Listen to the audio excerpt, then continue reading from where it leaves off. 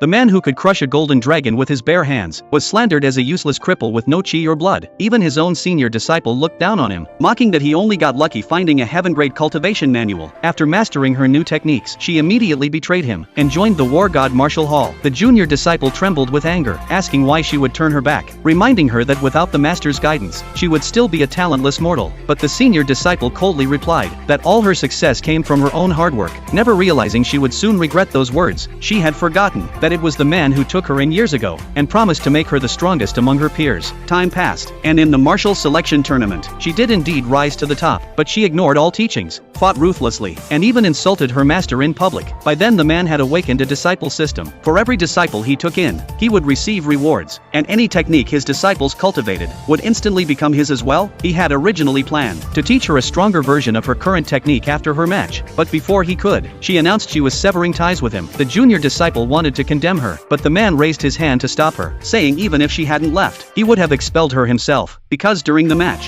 her opponent had clearly surrendered. Yet she broke both their legs, destroying their martial path. Such cruelty was unforgivable. He expelled her on the spot, then turned to leave, only to hear an argument nearby. The injured opponent had been cast out of the war god Martial Hall, left abandoned because of her loss. The man stepped forward and took her to the hospital. Though treatment saved her life, she was left crippled. Suddenly his system notified him that this very opponent would become his next disciple. When she woke up and saw him, her eyes filled with hostility, because he was the senior disciple's master, and she swore she would never sign any statement that let her tormentor compete again. The man sighed, deciding to give her time, but before he left, he received an anonymous call, accusing him of having no right to open a martial hall. He instantly knew it was the senior disciple's doing. The next day he arrived at the guild, but was stopped at the door by guards. Word had spread that a mere mortal dared open a martial hall. Angry voices accused him of ruining futures. Some even threatened to beat him on the spot, but with just a wave of his hand, he sent his attacker flying. The crowd froze in shock, realizing he was no ordinary man. Yet the senior disciple had already allied with the war god Hall, and under the glare of media cameras, she slandered him, claiming he opened a hall only to steal disciples' techniques. Hearing this, the man felt his heart turn cold. The war god Hall's head disciple even declared publicly that they would seek justice for her, and demanded an investigation into his qualifications. The crowd shouted for his martial hall to be shut down. The man's fury boiled over. He stepped forward and demanded to prove himself. The guild president produced a chi bloodstone. Once one circulated their cultivation, their true vitality would be revealed. The senior disciple sneered at his side, saying if he dissolved his hall now, she might let him off for old time's sake. But the man ignored her, and calmly placed his hand on the stone. The very next second, the sight before everyone's eyes left them utterly stunned.